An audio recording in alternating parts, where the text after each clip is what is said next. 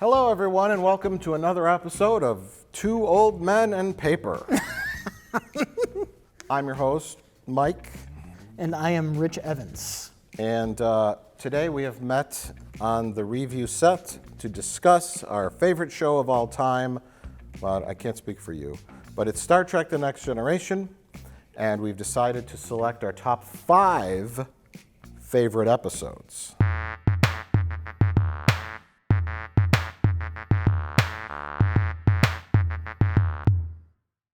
We've often called back to Star Trek, right?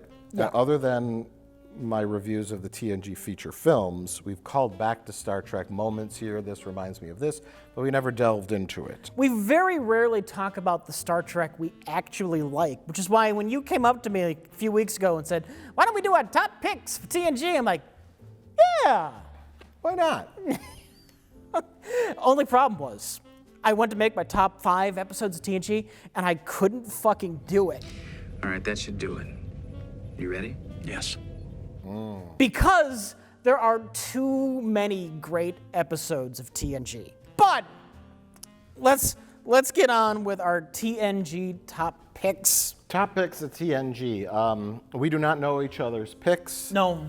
And I've selected mine based on several things. Rewatchability, a little guilty pleasure. You could take episodes like Measure of a Man, The Inner Light, Drumhead, episodes that have like a really strong like moral message, and they're really quality written. Chain of Command, part 1 and 2. But then there's really fun, indulgent episodes, and so I picked them based on the ones that I like to rewatch. Yeah, because Star Trek TNG, I like watched that. That was back in the day before there was an internet. So if, like there was an episode on, it was a rerun, and it was an episode I was glad to see. Okay. That's a big thing. Okay. Like, oh, it's that episode. I like that episode. Well, I think we both would agree without looking at each other's lists that Best of Both Worlds 1 and 2 are on it? No. No? No. Okay. The best of the, it's a fine episode. It doesn't even make my top 10. Okay. Okay. Is it on your list? It's on my list. I assumed you'd. I want to talk about it. I definitely want to talk about it. I have things to say about it. It doesn't make my best of list though. Okay. Okay. I just assumed it would, so I did it on mine. Okay.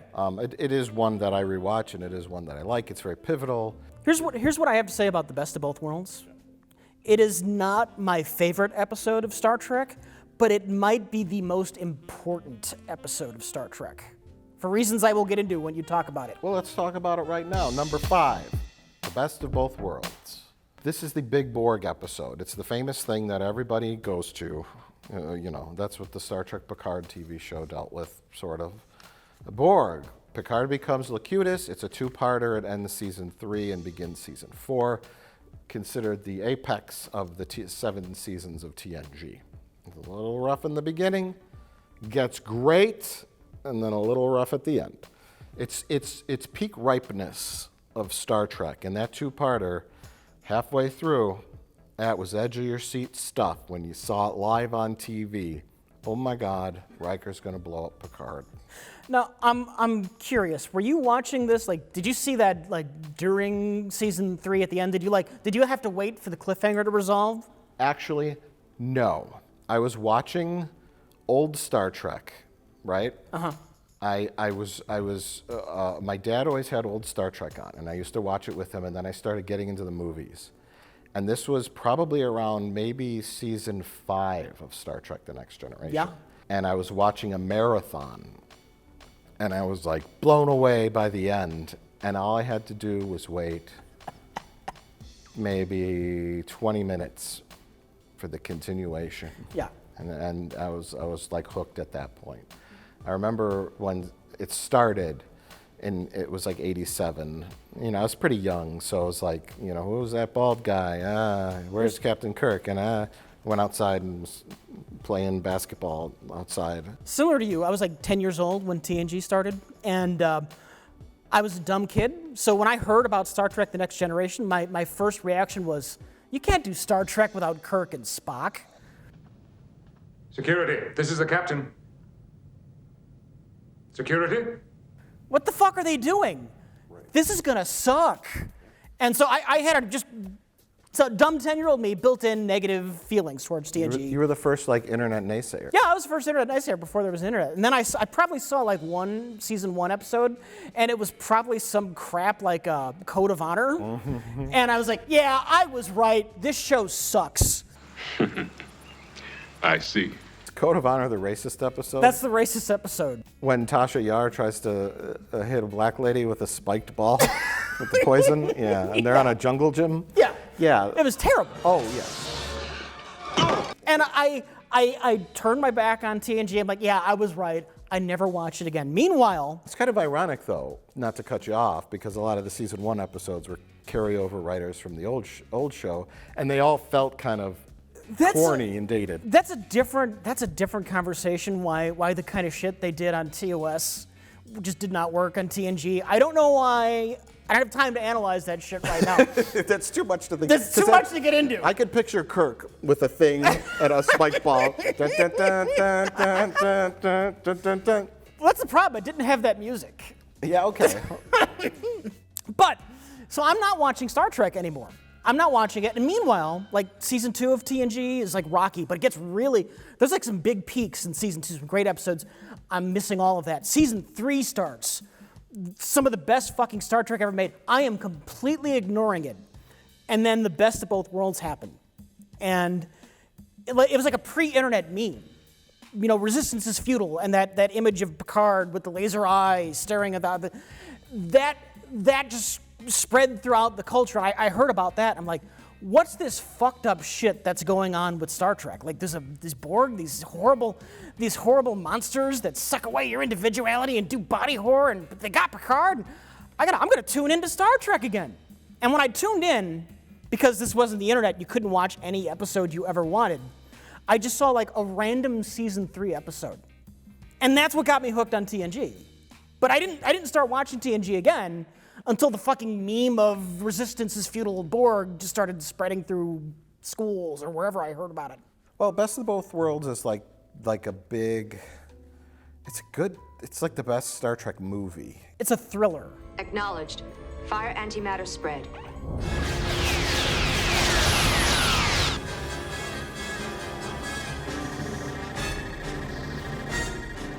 It's a thriller. It's set up, of course, with Q-Who, the earlier episode where the Borg are just a standalone thing. They're a device. We don't even know if they're real. Maybe Q invented them. To take humanity down a peg. Like Picard's just like, well, we're ready for any challenge out there in space. We're humans. He's like, oh, be careful. But we're resolute, we're determined, and your help is not required. We'll just have to see how ready you are. And then they run into the Borg, just this unstoppable cube of mindless drones that are just going to steal your individuality. You can't fight them with weapons. You can't negotiate with them. They're just unstoppable. Their technology is too far beyond anything Starfleet has. Their biggest advantage, their technology, is completely fucking useless against the Borg. Right.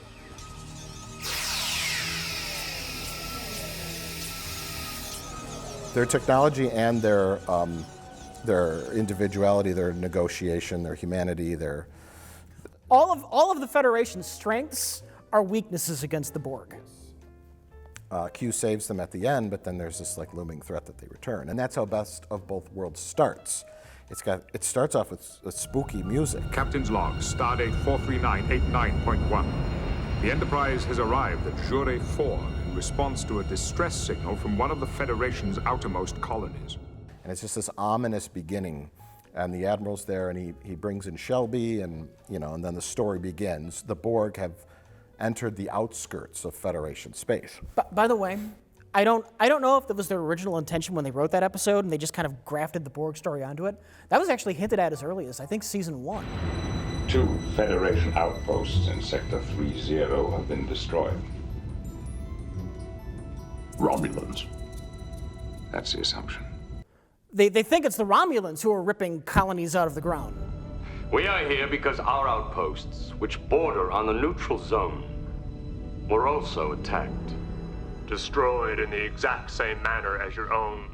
It's this mystery back even in like the end of season 1, I think. Maybe they were just planning to set up for a big villain, and then they just decided this is it. I've always thought that the Borg, like the Q Who episode, was like so, like, oh, this new enemy's cool. Let's bring him back. You wanted to frighten us. We're frightened.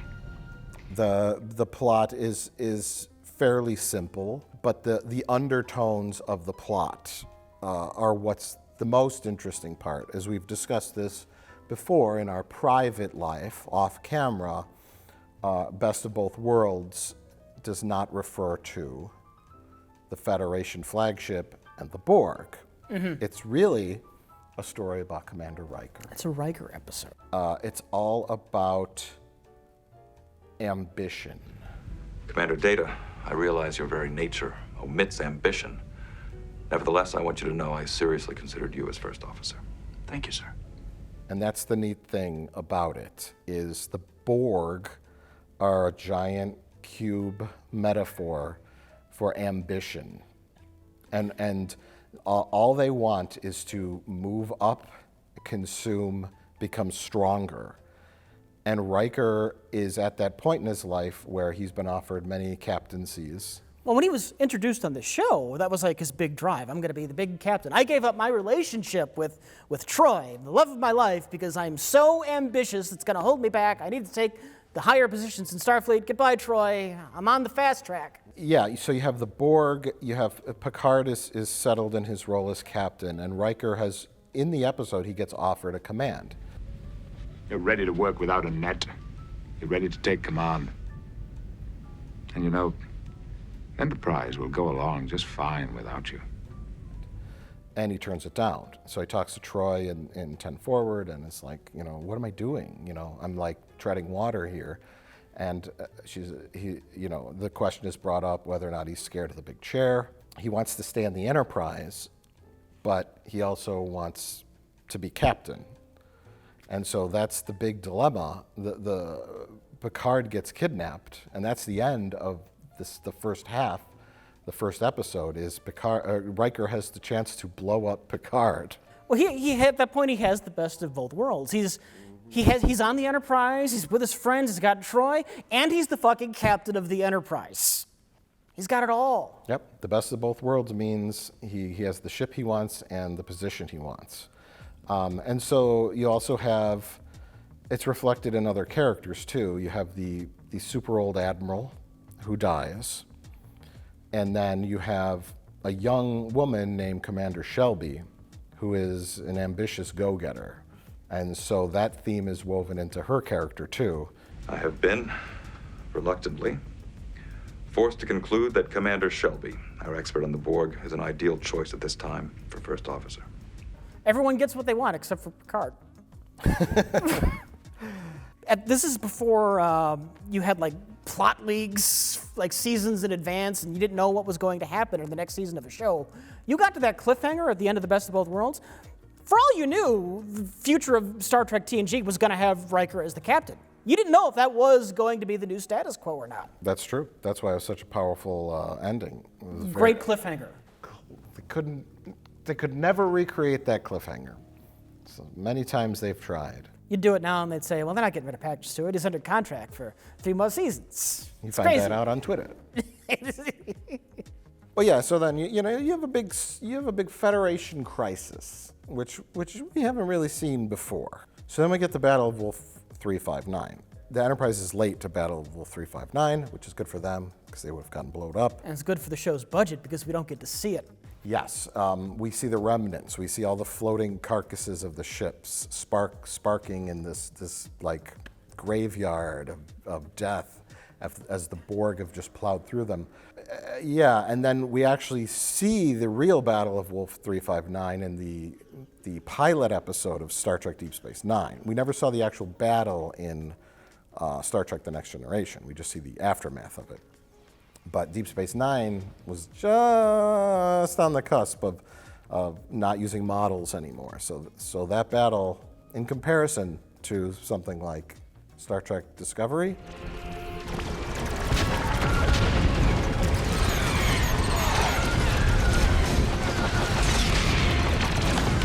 Little tame, but I'm very happy.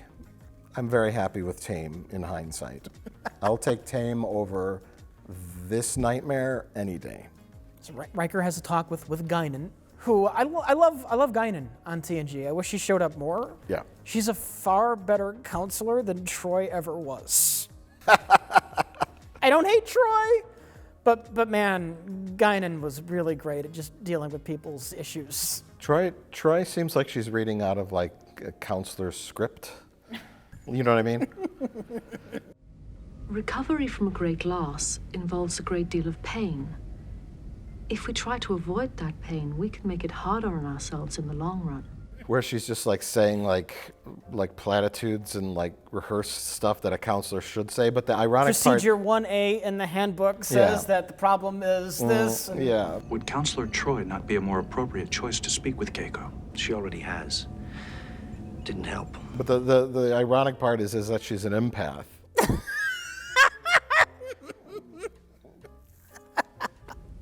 No, you're wrong. I feel better today than I have in ages. You're absolutely wrong, Deanna.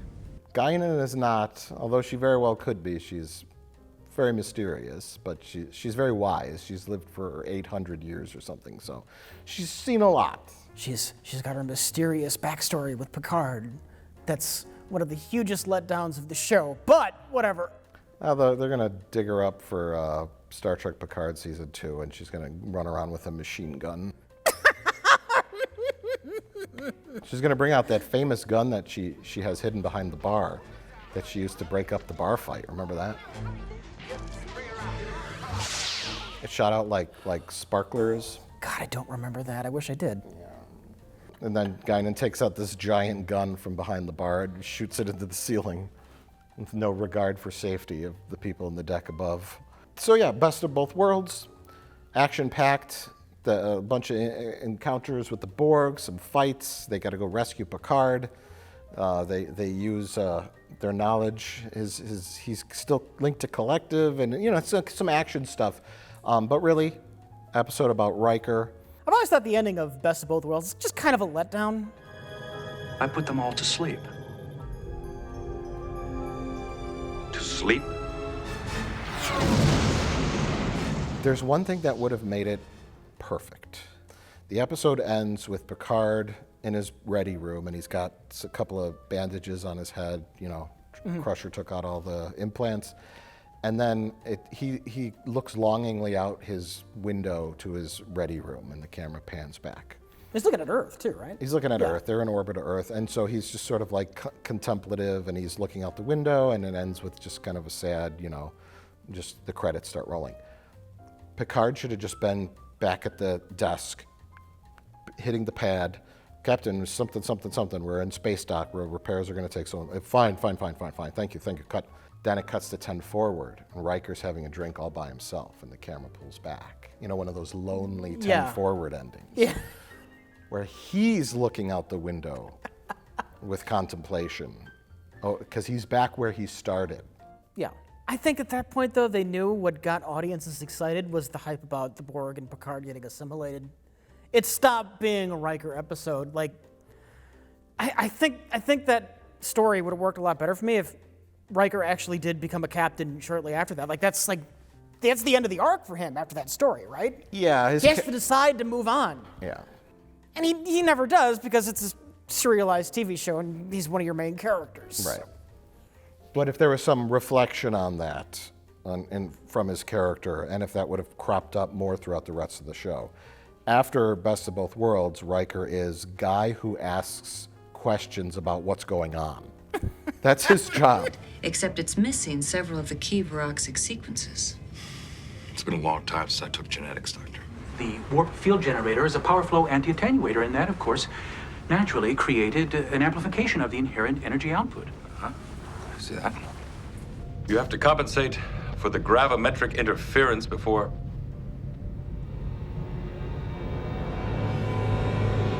Is there something wrong, sir? No. I don't know. He is the guy whose career stalled Just like the Admiral and other people were predicting was going to happen to Riker if he didn't make a fucking move soon. That's exactly what happened to him. Yeah. He was happy where he was, but he was the first officer, and if the script needed somebody to ask a layman question, they always went to Riker. Yeah. It also might mean they're shapeshifters of some kind. So they could have appeared on Earth as humans. You mean if I go back, only one of us could return? That's right.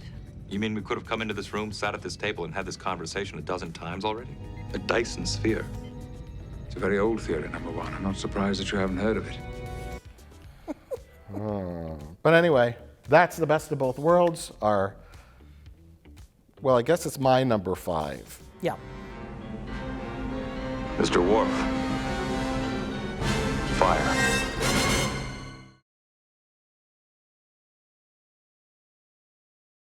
Okay, so we're going to go on. Rich, you're going to say your next episode. But I wrote up some things while I was picking out my episodes, and I was just fascinated by the variety of stories that occur in Star Trek The Next Generation. And if you could think of any extra ones, you tell me. So we have episodes that are about space anomalies, problems with a space anomaly, interpersonal relationships, love stories, etc., space politics, interspecies conflicts, etc., Prime Directive, First Contact, that stuff. Lighthearted episodes about daily life aboard the ship. Scary, nightmarish episodes, alien abductions, threats, mysterious illnesses, morality lesson episodes, of course. I would say specifically ethical dilemma. Sure, ethical dilemma. Worf wants to kill himself. Troy's mother is in love with the guy who has to do a ritual suicide at age 60. Things like that. That's an ethical dilemma. Yeah. Interspecies ethical dilemmas. Guest spot characters who bring a mystery or problem to the Enterprise. The fake time traveler from the future who's really from the past. Shit like that. The guy who steals data, the most toys. Wacky situations that characters find themselves in. I have the Menage a Troy episode where they're kidnapped. There's some that are a little more like where they're more dangerous. Picard's Vacation, Captain's Holiday, when he's in the wacky situation with Vash and the Ferengis trying to find the treasure. I consider that a wacky situation a character finds themselves in. Learning to understand someone that is different from you. You have the episode where Geordi had to team up with the Romulan when like one of them was blind and the other one could walk on the electrical storm planet. That's the Galundan Core episode. I was going to say that's a more dangerous situation. Sure, or Darmok and Jalad. Darmok and Jalad, Darmok episode, yes, where you're trapped with someone, you got to understand them. It's similar to the Gorn episode. Yeah.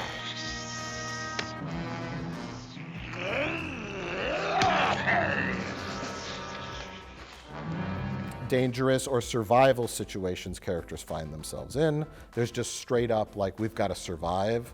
Picard and Beverly fall in that hole, and that guy's selling the automated laser things that are trying to kill people. Remember the planet that sells like war weapons that's defunct? And they're like stuck in this trap where these things are flying around trying to murder them. Or the episode Final Mission, Picard, Wesley, and that guy are trapped on the desert planet. And there's this waterfall, and they're thirsty, but it's covered with a force shield. There's some little character stuff going on there. Straight up mysteries or whodunits. Do you remember when Data wouldn't tell anybody what's going on? And I think it was called Clues. Yeah. And Picard was like, "What's going on, Data? You're lying to us," And he was trying to save them because this alien said if they come back, he's going to blow them up. So Data had to lie and cover it up. Mystery. It's also, I'd say it probably fits in closer with Space Anomaly, but also Cause and Effect. Cause and Effect, which can fall under Space Anomalies. Yeah. So that's just a list. And then I have a list of types of episodes from Star Trek Discovery.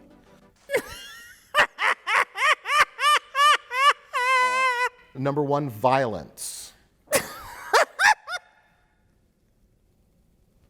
I don't have any. So going through all the Star Trek episodes, I had to pick from all these wonderful variety of kinds of stories, and I'm sure there's even more. then there's different.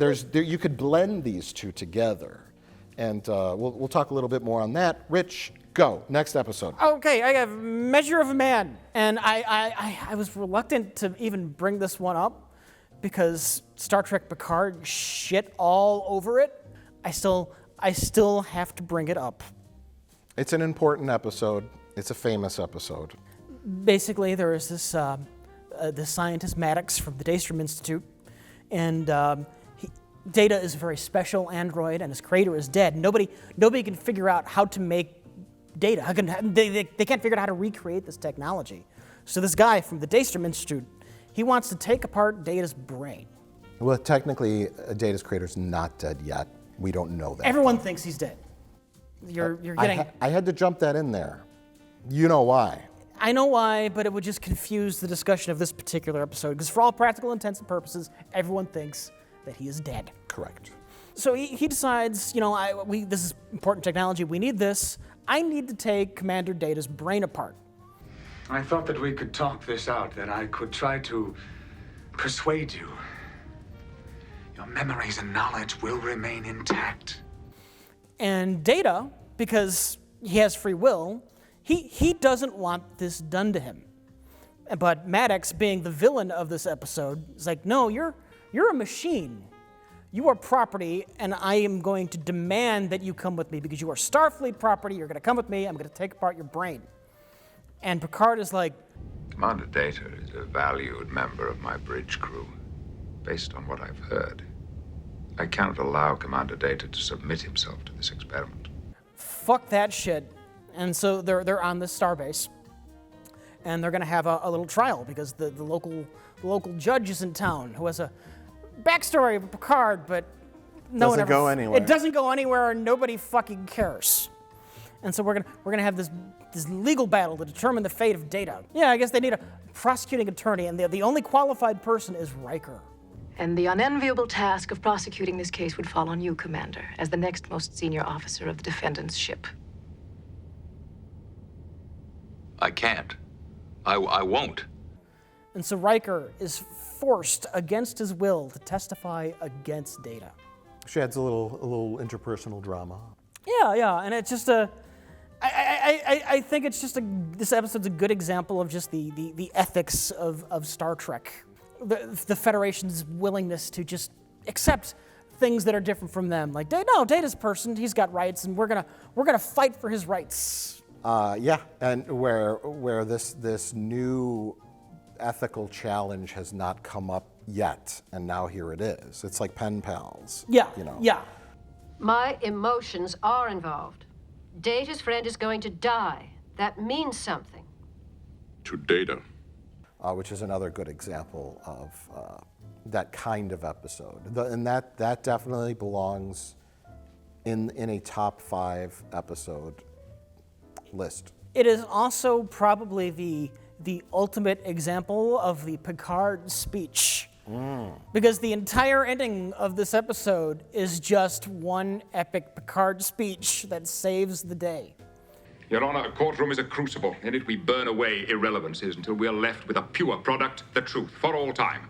This is one of the best examples of that. It's also a good Guinan episode because he gets the advice he needs from Guinan right beforehand. Picard's at his lowest point. Like Riker did a really good demonstration that Data's he's a machine. You can take his arm off, press a button, he turns off. And Picard's like, oh no, what can I do? And then Guinan, he goes 10 forward, goes to the bar, talks to Guinan. And she points out, no, it's not about whether or not he's a machine. This is a slavery issue. He's talking about slavery. I think that's a little harsh. I don't think that's a little harsh. I think that's the truth. And Picard's like, oh, and it inspires him to make the ultimate Picard speech. He saves the day with his words. Perfectly well-written episode. Yeah. Perfect. It's a shame that Star Trek Picard shit all over it. That eventually androids became slaves. And Picard didn't seem to give 2 fucks. I fucking hate that so much. That show, I'm so glad coronavirus happened. Oh, yeah. Hell yeah.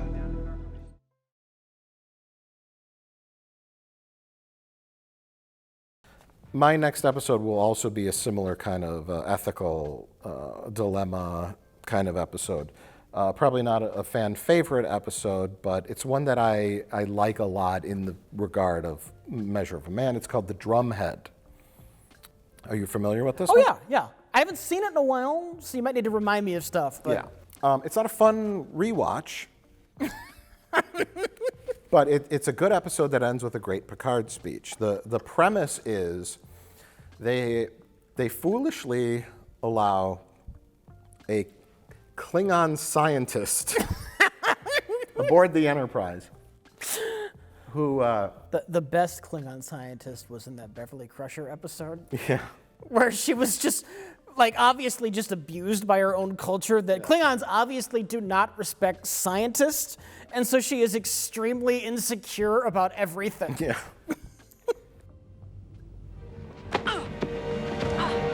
I have heard enough of your accusations. Now I will have your silence. But this guy does not look like a scientist. He's really angry, and he gets accused, rightfully so, of stealing secrets. You accuse me because I am Klingon.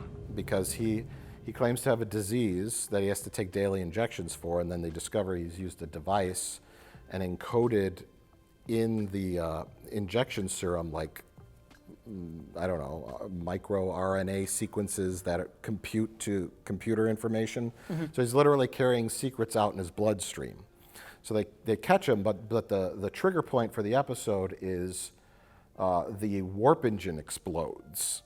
Not destroying the ship, but a part of it blows up, leaks radiation out into the warp engine area, and they have to close the door and vent the radiation. So it's this big, like, it's a conspiracy. Who sabotaged the warp core? Right. And Obviously, somebody sabotaged the warp core. somebody sabotaged the warp core and stole secrets. So then you have this admiral. Her name is Admiral Sati. They establish Counselor Troy in the very beginning, and she's determining whether or not the Klingon is lying. She says he's hard to read. It's hard to tell. He's very closed, but he is hiding something. But then the rest of the episode, she's completely gone, conveniently, where she's unable to read Admiral Sati and kind of like figure her out. I have no idea what happened to Counselor Troy or why Picard didn't ask her, can you help out here? It's a drumhead trial, which Picard explains is like an old military tribunal, what do they call it? Court-martial, but not an official one where you sit on a drum and they say you're guilty, So an unfair trial is a drumhead trial, and like a kangaroo court. Kangaroo court, right? Admiral Sati comes in there, and we discover later she's got a hang up. She's a little nuts. She's trying to live in the shadow of her father, who was a great judge. What you're doing here is unethical.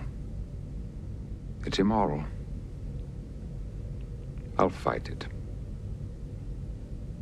Do what you must, Captain. And so will I. They begin this prosecution. She's got a betazoid with her, and this other lady who just takes notes and looks like smug. And they come investigating. And so it's just, without just going through the entire plot, it starts to spiral out of control. Because I have access does not mean... What would you say if I told you there is evidence that the explosion in the engine room was caused by a corrosive chemical? One that is kept stored in sickbay. I had nothing to do with that. They find this guy who has like kind of Vulcanish Romulan ears. His name is something Tarsus, Lieutenant Ensign Tarsus. And they're like, did you chat with this Klingon? And he's like, a little bit, I guess. And then they're like, he's hiding something. He's hiding a dirty secret. And it turns out he lied on his application to Starfleet. His great-grandfather or grandfather was Romulan and not Vulcan, which makes him ineligible, and they ruin his career. And then they're like, okay, stop. And then Geordi and Data say, oh, it's an accident. I believe, sir, that the conclusion to our investigation must be that the explosion was not intentional. That's the way I see it. This wasn't sabotage at all. It was nothing more than an accident. There was a flaw in the casing. on the warp core and it blew up. And she's like, there wasn't an accident. I'm going to keep digging. They ally themselves with Worf because Worf is crazy. It's in his Klingon blood, man. He just becomes a true believer in prosecuting everybody for everything. They instantly recognize Worf as an ally. He can be your SS officer, and he does recruit like a team of security people that all start doing digging. He's just like immediately down with it. Worf is not the best Starfleet officer. I do not understand. I mentioned not in that episode. Do you remember Conundrum? Which one was that? It's they get all their minds erased, their memories erased, and nobody knows rank. The computer's offline. It's so that these aliens can take over the ship and blow up their enemies. Worf thinks he's the captain because he's got the sash. He's like, I must be the captain, and he's like, I think we should kill everyone. The phasers are operational. We now have full tactical control. And Picard's like, but Mr. Worf, Captain Worf, maybe we should look into this a little more. I disagree. Full phasers. Target them and destroy them. It's kind of funny. Worf he has violent tendencies and he doesn't think very clearly. If there is a conspiracy on board, I promise you, I will find it. They recruit him to their cause. It starts getting out of control. And eventually, they're pointing at everyone. You're a conspirator. You're a conspirator. And then Picard is put up on the stage. Just last year, you had a Vulcan ambassador on board who turned out to be a Romulan. What did you do about it? In fact, she was not a Vulcan at all, was she? She was a Romulan spy. That's correct. Did you try to steal her back from the Romulans because she had Federation secrets? And the head of Starfleet security comes to the trial. And first it was a closed session, now it's like open to the public, everyone's there, and it becomes like a witch trial. Yeah. Picard makes a great speech, and then the Admiral melts down in front of everybody, and the head of Starfleet security just leaves without saying a single word. And he's just that's how, and it's kind of reflective in today's society, that's how things can just spin out of control. We think we've come so far. Torture of heretics, burning of witches, all ancient history. Then, before you can blink an eye, suddenly it threatens to start all over again. So it's a good episode about that kind of fear that could happen, slippery slope, McCarthyism. That sort of stuff. But she, or someone like her, will always be with us, waiting for the right climate in which to flourish, spreading fear in the name of righteousness. Another great example of a Picard speech. Yes. Picard just, is this who we've become? You're fucking putting me on trial now? The first was a dirty Klingon who was literally stealing secrets. But it was a coincidence. It was unrelated to the explosion. But there's this conspiracy has to go further. And so, it's not an action-packed episode. It's not a whole bunch of fun. But it's a smartly written episode. And I'd like to point out, too, before I forget, this episode made me think about it, was that, and Measure of a Man, too, is I prefer episodes that are not A-B story episodes. In TV, when you write an episode, most times there's an A story and a B story, where you have the A story is the main story, and then you cut back. TNG episodes with A and B stories, I tend to not like as much as when they focus all 42 minutes on a single story, and that's what the Drumhead did. It builds it up. Yeah. But it just depends on how it's structured and what it's about. Yeah. If it needs a lot of big scenes like Measure of a Man, or where everyone's talking and figuring something out, or you're building up this Drumhead trial where you're moving from one person to the next, and you have to show progression. You don't want to distract from that by having, Deanna Troi, her replicator isn't making her chocolate ice cream right. You know what I mean? Well, that episode is just way too serious for something like that. Yeah. I just threw that out as a silly example, but maybe something different, Like you have one story where Data's experimenting with a relationship, and in the B story, your ensign's getting merged with part of the whole. That was that episode, right? That was the Yes. In yes. theory. Yes. The lady stuck on the floor. Those two things are tonally wildly different. I have nothing more to say.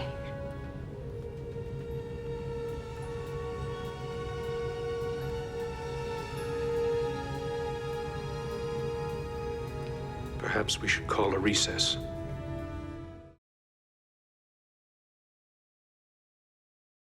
What you got next, Rich? All right. Well, what I have next is I'd be very sad if we didn't have a Q episode, and so I have Deja Q. It's a great episode. It might not be the best beginner episode, because if you're not familiar with Q, the fact that he lost his powers might not mean much to you. But if you're a fan of Q, it's a delightful episode. Q, of course, is the omnipotent being. He is all-powerful, all-knowing. He can just snap his fingers and he can do anything. Like a mariachi band appear? Like a mariachi band appears in Deja Q, yes.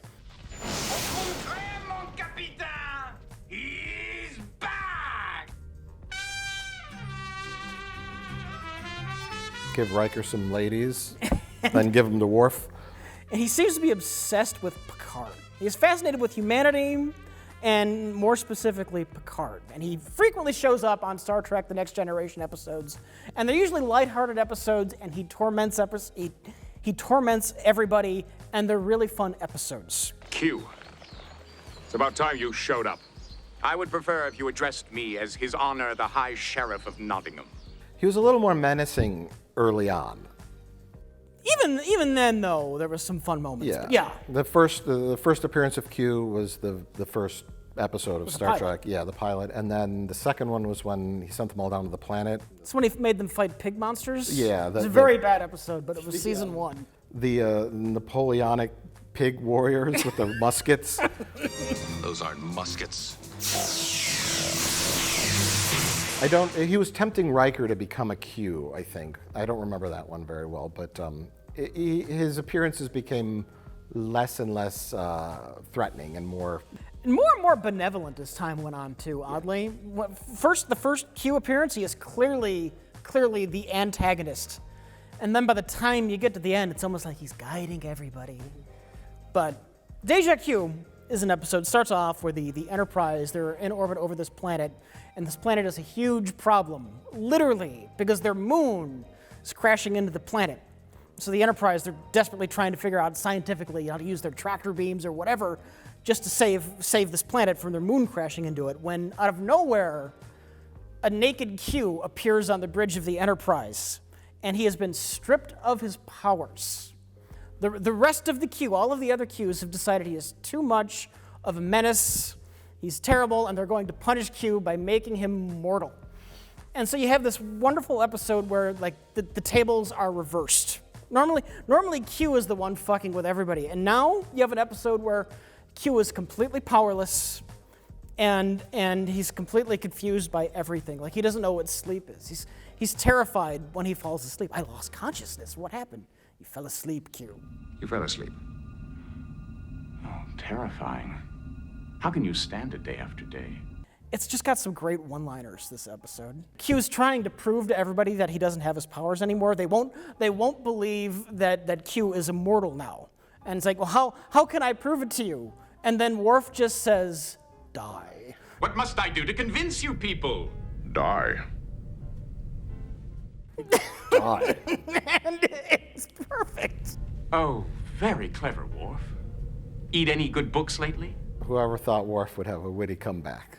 And then he says, eat any good books lately? Yeah, that line makes me laugh too. It's nowhere near as clever. No, but it's just funny. Yeah. This is also the episode where you get the famous Picard facepalm. Because in all the universe, you're the closest thing I have to a friend, Jean-Luc.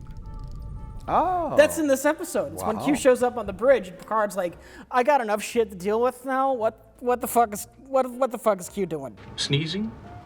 Having an itch? A pimple? Bad breath? Having to bathe? Too bad. This is also a good example of a B story. Yeah. Where They are more intertwined because Q's appearance there, they start making him help, trying to figure out how to pull the moon away from or back into a stable orbit. Yeah. And so he's actively working on the problem. At the end, that the two stories connect as they should, as they usually do. That's when a B story is done well. Everything comes together. It comes together at the end. Q, at the end, he gets his powers back. Fine. You got your powers back. Try and stay out of trouble. And he solves their problem with the moon. Yeah. And it shows a little bit of benevolence and kindness from him. They helped him out. They took care of him when he didn't have his powers. They protected him, most importantly. That's why he chose to become human. Yeah. He knew all of the other people he tormented were going to be coming after him. And only Starfleet would be gullible enough to take him in and help him out. And electric space fish or whatever will come to get him. The Katamari. We have sustained light damage from an attack by an alien species known as the Calamarain. Well, it's also a good episode with Data. Yeah. Because they team Q up with Data in that episode, and the irony is that Q is this being who has been forced against his will to become a human. He doesn't want anything to do with being human. And Data, his entire ambition in his life has been to become more human. And now you get scenes with them together where Data's kind of teaching Q how to be a better human being. I'm not good in groups. It's difficult to work in a group when you're omnipotent. And another note is the Q moment of kindness is that this is the same episode where he gives Data that moment of humor, laughter. Data understands laughter for just a minute, and then it's taken away from him.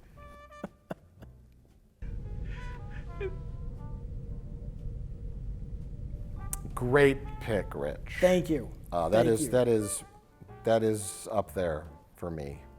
Is that on your list? No. Wow. However you did it, thank you.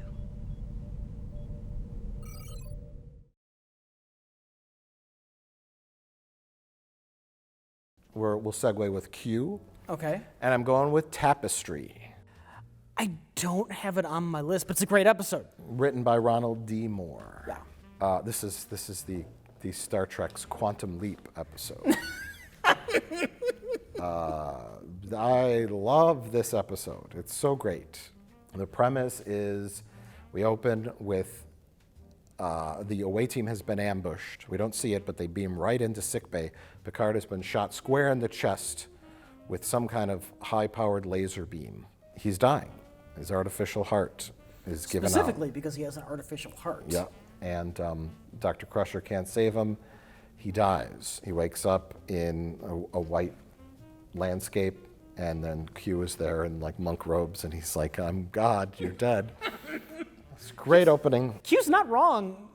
I mean, for all practical intents and purposes, he is God. And it's ambiguous at the end whether or not Picard actually died or Q played a trick on him. We don't really know. It's near the end of Q's transformation from pure antagonist to secretly benevolent. And they went so far benevolent on Q in that episode that they had to say, oh, it was a dream, and we don't know if it was really Q or not. Yeah, we don't know if Picard had a dream, if Q really intervened and prevented him from dying. Who knows? He does magically recover in sickbay at the end. But yeah, so it's the Star Trek Quantum Leap episode. He leaps back into his former self. They do a bit where he looks in the mirror, and I'm really glad they didn't show a younger self. It would have been copyright infringement. But he's like, I don't look 21. He's like, well, to everybody else you do. That's what Q says. Certainly don't look it. Well, to everyone else you do. So basically, it's a. Well, it's kind of a time travel. Q is giving Picard the opportunity to be less brash in his youth, to not get into the fight, that caused him to need an artificial heart. Right. That's the heart of the episode. No pun intended. It's also about all the choices you make throughout your life and how they mold you as a person. Because Picard looks back at his younger self as brash, arrogant, violent even. He's a womanizer. He makes a date with an elderly lady. I know he had the hots for his friend. He had the hots for his friend. He gets slapped in the face by a girl in the beginning who walks out, and then he remembers that he drunkenly made a date with an elderly lady, and he shows up and she's like, am I not as pretty as I was when you had beer goggles? What's wrong? I don't look as attractive to you as I did last night. And he's like, no, you're a handsome woman. I think you're a very handsome woman. Handsome. That's something you say to old ladies. And then she throws a drink in his face or slaps him or something. She's like, I'm out of here, you bastard. And so yeah, he's a bit of a womanizer. And I love that line, you're a very handsome woman, because to me, it's a lovely reference to the Salt Vampire episode of the original Star Trek series. You remember this? I don't remember this line that you're referencing, but I remember that episode. I love William Shatner's delivery of this line in the Salt Vampire episode, because they go down to the planet to find that scientist, and his wife is there. And McCoy knew her when he was younger, and it's not really the wife, it's the Salt Vampire in disguise. And he sees her as young and beautiful, and Kirk sees her as an old lady. Oh, this is Captain Jim Kirk of the Enterprise. Is this greater? And McCoy's like, she doesn't look a day over 25 when I dated her 100 years ago. And Kirk's like, and he goes, Bones, she's a handsome woman, but he's just like, what the fuck are you talking about? She looks exactly as I knew her 12 years ago. Amazing, Jim. Like a girl of 25. She's got some gray, Bones. Excuse me, Professor. She's a handsome woman, yes, but hardly 25. And so, you never say a woman is handsome. It means they still look pretty good when they're old. So that's Picard's first mistake. And so he's a womanizer. He's arrogant. He starts fights with Nausicaans, and so he becomes the killjoy of the party when he's an old man, and everybody sees him as a 21-year-old because he's hanging out with his two cadet friends, Martha Bertenides and the guy with the red hair. I don't know what his name is. Bobby. Whatever. Point is, though, without that ambition of his youth, without that fire, he never made much of his life. Corey, that won't solve anything. They'll teach him that he can't go around cheating Starfleet officers. All it'll do is provoke him. And provoking a Nausicaan is not a good idea. So he's being more older Picard, and he's saying they do a thing where they're playing Domjot, which is like pool in a pool hall, basically with Play Domjot, human. Play Domjot, human. That's a famous line. Human.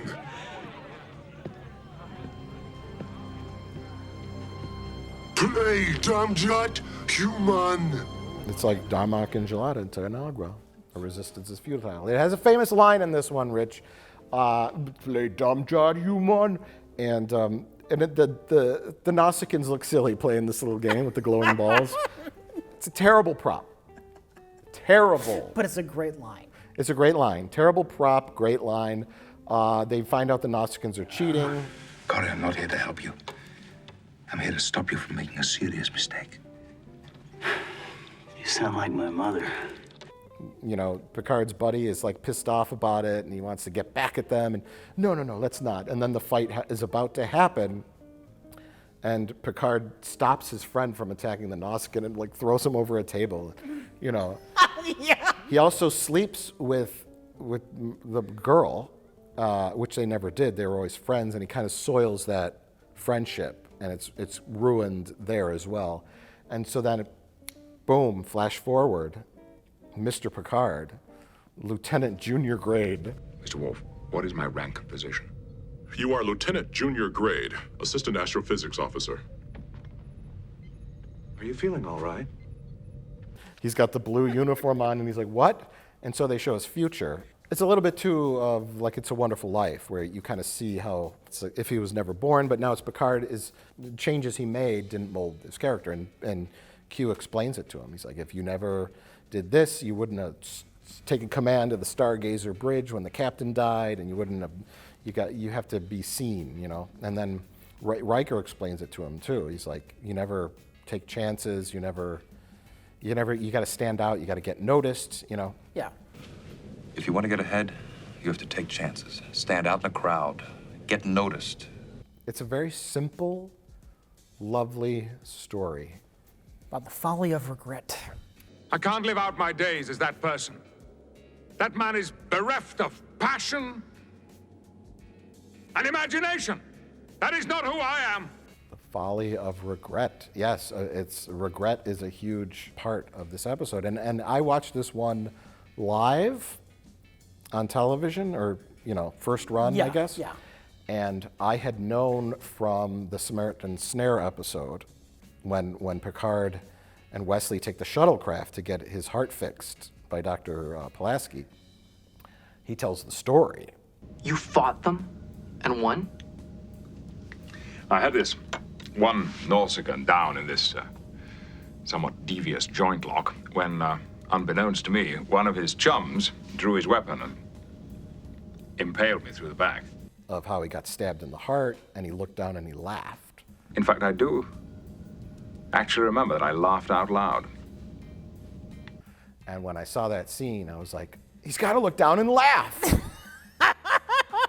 And then it happened. I was like, okay. I'm watching your canon already, Star Trek The Next Generation. I was an undisciplined, loud-mouthed, opinionated young man who was way out of his league.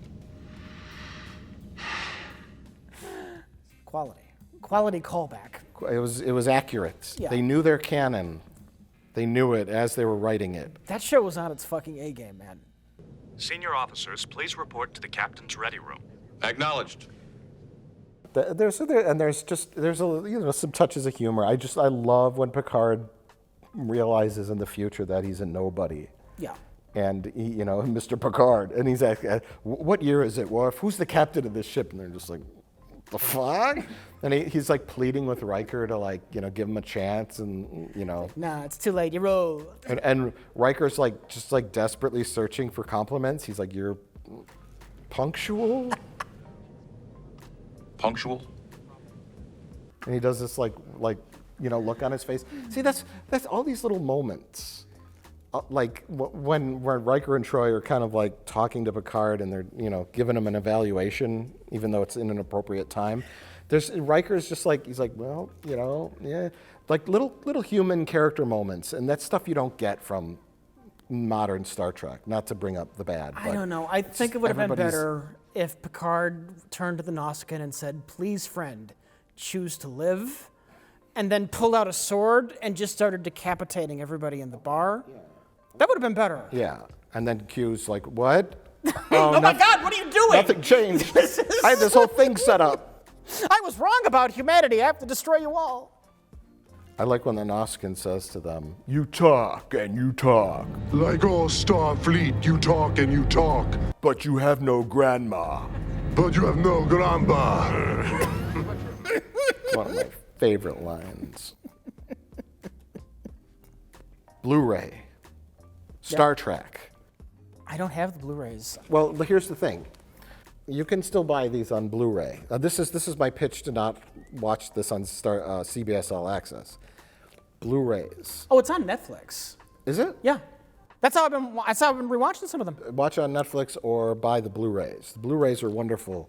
I thought some of the effects looked nice. They might be the newer, cleaned-up versions on Netflix. But Yeah. I'm not 100% sure on that. I was watching this episode, and I could go through the whole series and look for little things. I love looking at details on the sets that are like messed up or not proper, where you could see like the carpet cut, you know, like stuff like that. And I noticed that he sits down on the bed with the girl, and I noticed on the base of the bed there's like black scuff marks from their boots hitting it, probably doing multiple takes.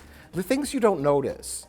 They're at the bar, and Picard and the girl both have like similar glasses, but the guy has a Klingon blood wine cup, which I thought was neat. Something I've never noticed before. It's probably like, okay, maybe this bar had that cup randomly. Or more likely, that's just a cup prop they happen to have in the back and they needed more cups. Right. Yeah, so the Blu-rays are great. And it's funny, I posted a wonderful clip on our Patreon. It's from the episode, I think, is it Data's Day? What happened? I've watched that recently. That was one of my candidates. It didn't make the list. When Data is, it is Data's Day, when he's typing a journal to Bruce Maddox. Yeah. And Keiko and Miles are getting married, and then there's the Vulcan ambassador on board. Vulcan ambassador. They bring that up in the Drumhead. So it's funny they reference that because there's a wonderful little shot in that episode, Data's Day, when the Vulcan ambassador is standing on the bridge and talking to the view screen to the Romulan, and she's like, I'm an actress lady, I'm talking like a Vulcan, blah, blah, blah, blah. And behind her in the background is Picard just standing there, and Patrick Stewart falls asleep in the shot. He nods off. Because it's not his line. He's just standing there, and this lady's probably doing 20 takes, and he goes like this. He goes like that. And it's like,